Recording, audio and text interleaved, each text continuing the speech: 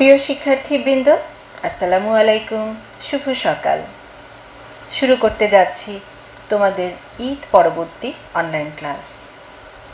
আজকে আমি পড়াবো অনার্স প্রথম বর্ষের পলিটিক্যাল সোশিওলজি কোর্সটির অষ্টম অধ্যায়ের দ্বিতীয় ক্লাসটি।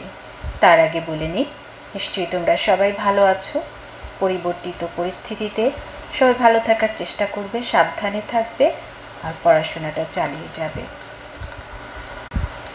বুঝতে কোনো রকম অসুবিধা হলে আমার সাথে সরাসরি ইনবক্সে কিংবা কমেন্ট বক্সে যোগাযোগ করবে।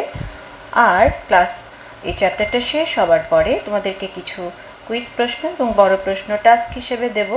তোমরা সেটা উত্তরপত্রে লিখে ছবি তুলে ইনবক্সে আমাকে সেন্ড করবে। তাহলে তোমরা কাগজ কলম নিয়ে তৈরি হও প্লিজ। শুরু করতে যাচ্ছি পলিটিক্যাল সোশিওলজি কোর্সটির অষ্টম অধ্যায়ের দ্বিতীয় অনলাইন ক্লাস।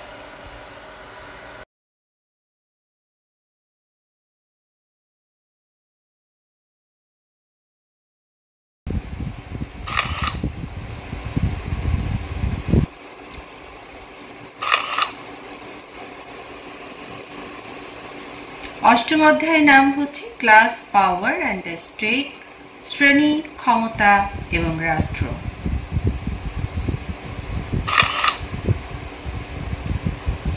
প্রথমেই আমরা জেনে নেব, দেখো এখানে পাওয়ারের ডেফিনেশন। ডি রাফেলের মতে, a specific kind of ability, the ability to make other people to do what one wants them to do.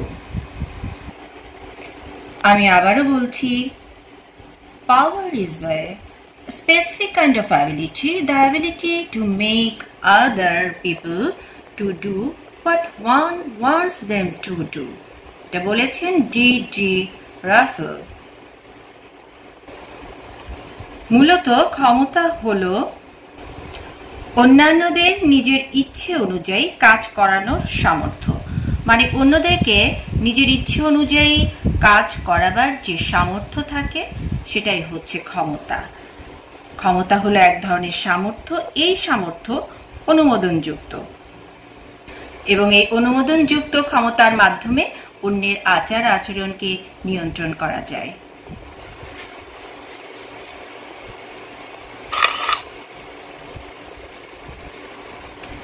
এবার আমরা দেখব আলফ্রেড ডি গ্রাজিয়া কি বলেছেন।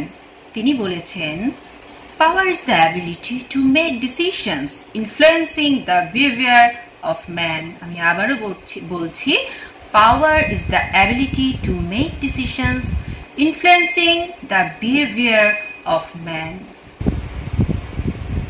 বস্তুত ক্ষমতা বলতে সাধারণ কোনো প্রভাবকে বোঝানো হয় না। ক্ষমতার সঙ্গে বর্তমান থাকে বল প্রয়োগের ভিত্তি, মানে জোরপূর্বক, এটা বলতে গেলে জোরপূর্বক আরেকজনের যে আচার ব্যবহার তাকে যে নিয়ন্ত্রণ করা হয় আর সেই নিয়ন্ত্রণ করার যে সামর্থ্য তাকে ক্ষমতা বলে।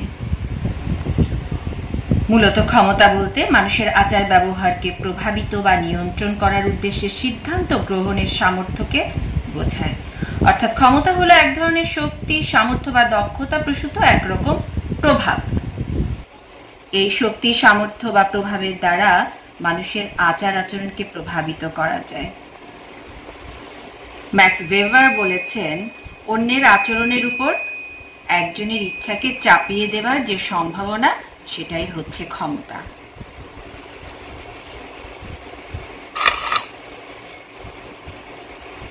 এবার আমরা পড়ব নেচার অফ পাওয়ার, মানে ক্ষমতার প্রকৃতি।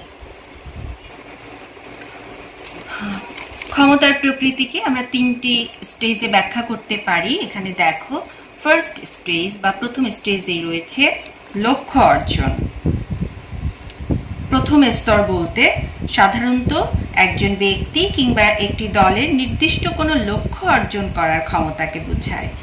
আর এই ব্যক্তি বা দলের লক্ষ্য অর্জনের বাধা হিসেবে হয়তো বিরোধী কোনো দল কিংবা ব্যক্তিত্বের অস্তিত্ব দেখা দিতে পারে।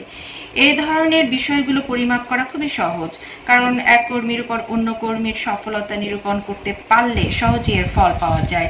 আসল লক্ষ্য অর্জন, যে কোনো ক্ষমতা নির্ভর করবে লক্ষ্য অর্জনে তা কতটুকু সফল। যদি নিজের ক্ষমতা আরেকজনের উপর নিজের আচরণকে আরেকজনের দ্বারা আরেকজনের আচরণকে নিয়ন্ত্রণ করা নাই যায়, সেটা মূলত ক্ষমতা হবে না। তাই প্রথম স্টেজেই বলা হয়েছে যে লক্ষ্য অর্জনের ক্ষেত্রেই ক্ষমতা প্রয়োগ করতে হবে। দ্বিতীয় স্টেজে রয়েছে বংশানুক্রমিক ক্ষমতা। এ স্তর বা মাত্রায় বিভিন্ন সামাজিক দলগুলোর বংশানুক্রমিক ক্ষমতার উপর গুরুত্ব দেওয়া হয়েছে। এক্ষেত্রে কর্মীদের মধ্যে যারা অধিকতর উপরের স্তরে বা শক্তিশালী অবস্থানে রয়েছে তারা নিঃসন্দেহে লক্ষ্য অর্জন করার মতো অধিকতর সক্ষমতার অধিকারী হয়ে থাকে। মানে যাদের স্থান ক্ষমতার শীর্ষের দিকে তারা আরো ক্ষমতা অর্জন করে। বিষয়টা দেখো, ক্ষমতাই ক্ষমতাকে টেনে নিয়ে আসছে। যাদের ক্ষমতা একটু কম বা একেবারে নিম্ন শ্রেণীর দিকে, একেবারে নিচের দিকে, সেক্ষেত্রে তাদের অধিকতর ক্ষমতা হওয়ার সম্ভাবনা একেবারেই ক্ষুদ্র, একেবারেই কম। তৃতীয় স্টেজে রয়েছে কুক্ষিগতকরণ। স্তর বা মাত্রায় রাজনৈতিক ক্ষমতার নিয়ন্ত্রণের পরিবর্তে রাজনৈতিক ক্ষমতা গোপনে কুক্ষিগত করার উপর জোর প্রয়োগ করা হয়। তাই স্বভাবতই অন্যান্য দুর্বল দলগুলোর উপর আধিপত্য বিস্তার করে নিজেদের স্বার্থ সমুন্নত রাখার গোপন প্রচেষ্টা চালানো হয়। মানে ক্ষমতা যে কোনো উপায়ে কুক্ষিগতকরণ করার একটা চেষ্টা রয়ে যায়। তাহলে আমরা তিনটা স্টেজ দেখলাম ক্ষমতার প্রকৃতির মধ্যে। প্রথম স্টেজ হচ্ছে লক্ষ্য অর্জন, দ্বিতীয় স্টেজ হচ্ছে বংশানুক্রমিক ক্ষমতা, আর তৃতীয় স্টেজ হচ্ছে ক্ষমতার কুক্ষিগতকরণ।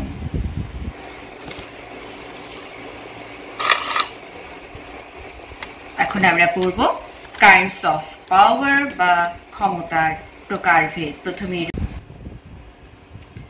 রাজনৈতিক সমাজবিজ্ঞানীদের মতে রাজনৈতিক ক্ষমতা হলো ক্ষমতার বিভিন্ন ধরনগুলোর মধ্যে অন্যতম। রাষ্ট্র পরিচালনার জন্য রাজনৈতিক ক্ষমতা অত্যন্ত গুরুত্বপূর্ণ। আসলে ক্ষমতার সংজ্ঞা প্রদান কিন্তু অত সহজ নয়, কারণ এ বিষয়ে কোনো সার্বজনীন তত্ত্ব নেই। বিভিন্ন দৃষ্টিভঙ্গি থেকে সমাজবিজ্ঞানীরা ক্ষমতার সংজ্ঞা নিরূপণের চেষ্টা করেছেন। অধ্যাপক বলের মতে রাজনৈতিক ক্ষমতা হলো একটি সম্পর্ক। তিনি বলেছেন political power is a relationship. Political power is a relationship. তিনি আরো অভিমত ব্যক্ত করেন যে রাজনৈতিক ক্ষমতা বলতে বোঝায় শাস্তির ভয় দেখিয়ে অপরের আচরণকে প্রভাবিত করার সামর্থ্য। তার কথায় political power is then the capacity to affect another's behavior by the threat of some form of sanction. সুতরাং এই ভীতি প্রদর্শনের সামর্থ্য যত বেশি ব্যাপক ও কার্যকর হবে, রাজনৈতিক ক্ষমতাও তত বেশি হবে। সেকেন্ডলি হচ্ছে ইকোনমিক্যাল পাওয়ার বা অর্থনৈতিক ক্ষমতা। রাজনৈতিক ক্ষমতা এবং অর্থনৈতিক ক্ষমতা গভীরভাবে সম্পর্কিত। অর্থনৈতিক ক্ষমতা না পেলে রাজনৈতিক ক্ষমতা অর্থহীন। অর্থনীতি ও রাজনীতি অঙ্গাঙ্গিভাবে জড়িত, একটি ছাড়া আরেকটি কার্যকর হতে পারে না। মার্কস এবং বাহাম অভিমত ব্যক্ত করেছেন যে শাসকদের ক্ষমতার উৎস অর্থনৈতিক, অর্থাৎ অর্থনীতি বলে দেয় কার ক্ষমতা থাকবে, কেই বা রাষ্ট্র পরিচালনা করবে। ক্ষমতাকে সংজ্ঞায়িত করলেও আমরা দেখতে পাই সম্পদের অসম বন্টন থেকেই কিন্তু ক্ষমতার উৎস, অর্থাৎ যার সম্পদ বেশি তার হাতেই ক্ষমতা। অর্থনৈতিক সম্পদ বৃদ্ধির সাথে সাথে ক্ষমতাও বৃদ্ধি পায়। বর্তমান বিশ্বে জাপানকে যে শক্তিশালী বলে আখ্যায়িত করা হয় তার একমাত্র কারণ অর্থনৈতিক। প্রাচীন যুগের দিকে তাকালেও কিন্তু আমরা দেখতে পাই যে সম্পদশালী তার হাতেই সব ক্ষমতা থাকত।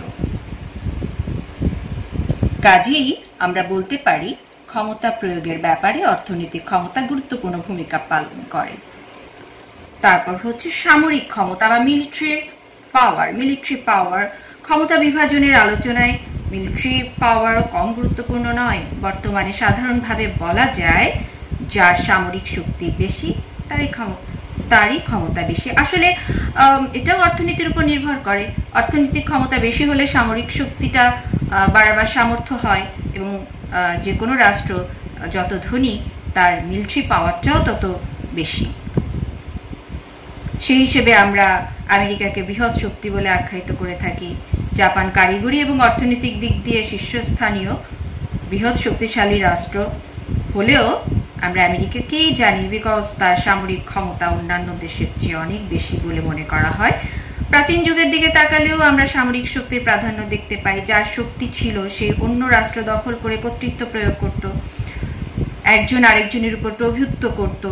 ক্ষমতাশালী গোষ্ঠী বা ব্যক্তি ক্ষমতাহীন বা কম ক্ষমতা সম্পন্ন ব্যক্তি বা গোষ্ঠীর উপর কর্তৃত্ব ফলাত।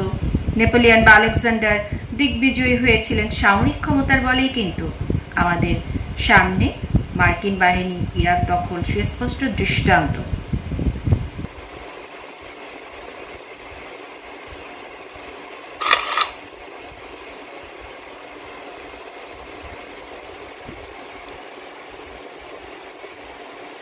প্রিয় শিক্ষার্থীরা, আমি আজকে এতটুকুই পড়াবো। নেক্সট ক্লাসে তোমাদের রাষ্ট্র নিয়ে আলোচনা করব। রাষ্ট্র সম্পর্কে তোমরা ইতিমধ্যেই অনেক কিছু জেনে গিয়েছো, যেহেতু এটা অষ্টম অধ্যায়। প্রথম চ্যাপ্টারে রাষ্ট্র সম্পর্কে তোমাদেরকে ব্যাপক পড়ানো হয়েছিল, আর এই অধ্যায়ে যেহেতু আছে, এই অধ্যায়ে আমরা আবার আলোচনা করব। তার আগে তোমাদেরকে যতটুকু পড়িয়েছি এতটুকুর মধ্যে তোমরা নিজেরাই কুইজ প্রশ্ন বের করবে এবং কুইজ প্রশ্ন বের করে তার ছবি তুলে আমাকে ইনবক্সে সেন্ড করবে। প্রিয় শিক্ষার্থীবৃন্দ, আমি জানি তোমাদের অনেকের হয়তো অনলাইন ক্যাপাসিটি নেই। সেক্ষেত্রে তোমরা তোমাদের ফ্রেন্ডের ফেসবুক থেকে বা মেসেঞ্জার থেকে, গ্রুপ মেসেঞ্জার থেকে লেকচারগুলো কালেক্ট করবে। সবসময় মন ভালো রাখবে। সমস্যা আছে, সমস্যা কেটে যাবে একদিন। সমস্যা কখনোই চিরস্থায়ী নয়, আর যে সমস্যা আছে নিশ্চয়ই তার সমাধানও আছে। একটু পড়াশোনার দিকে মনোযোগ দাও। সবাই অনেক ভালো থাকো। অনেক ভালোবাসা, অনেক আদর, অনেক স্নেহ, শুভকামনা নিরন্তর।